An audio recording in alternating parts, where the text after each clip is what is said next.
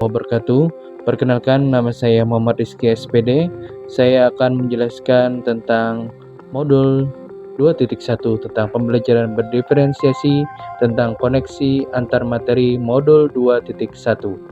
Saya adalah anggota daripada CGP anggotan 11. Apa itu pembelajaran berdiferensiasi?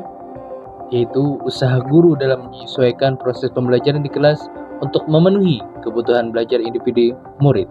Artinya, pembelajaran untuk mendukung kodrat alam semua murid di kelas kita. Maksudnya, ingat, setiap anak adalah unik. Mereka memiliki kelebihan dan kekurangannya masing-masing. Begitu pula dengan minat dan gaya belajar, kebiasaan, pola pikir, kemampuan literasi, dan lain-lain. Disinilah diperlukan peran guru untuk dapat memenuhi kebutuhan belajar murid yang berbeda-beda agar mereka merasa nyaman saat belajar di kelas dan tentunya tujuan pembelajaran dapat tercapai.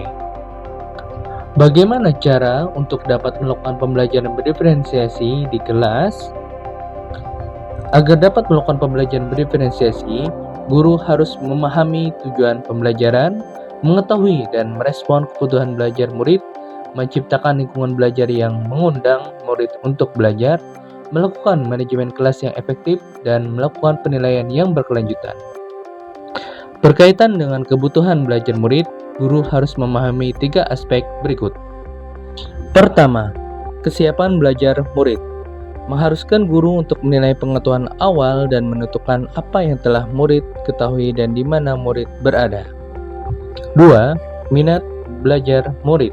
Minat setiap anak pasti. 3. Profil belajar murid. Pertama, lingkungan. Kedua, budaya. Ketiga, gaya belajar. Dan kecerdasan majemuk. Kebutuhan belajar murid dapat diidentifikasi berdasarkan cara-cara berikut ini. Pertama, mengamati perilaku murid, yaitu kemudian mengidentifikasi pengetahuan awal, kemudian mereview dan melakukan refleksi terhadap praktik pengajaran, berbicara dengan guru murid sebelumnya, membaca raport murid di kelas sebelumnya, dan menggunakan berbagai nilai formal. Strategi untuk mendiferensiasi pembelajaran. Pertama, diferensiasi konten. Kedua, diferensiasi proses. Dan yang ketiga, diferensiasi produk. Pertama, diferensiasi konten, yaitu berkaitan dengan apa yang kita ajarkan seperti materi, konsep, atau keterampilan yang perlu dipelajari berdasarkan kurikulum. Mendiferensiasikan konten bisa dilakukan dengan membedakan pengorganisasian atau format penyampaiannya, bukan mengubah atau menurunkan standar kurikulum.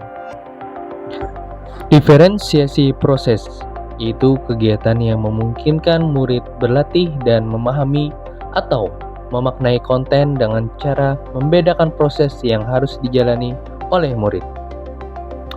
Diferensiasi produk, bukti yang menunjukkan apa yang murid telah pahami dengan cara membedakan, memodifikasi produk sebagai hasil belajar murid, hasil latihan, penerapan, dan pengembangan apa yang telah dipelajari.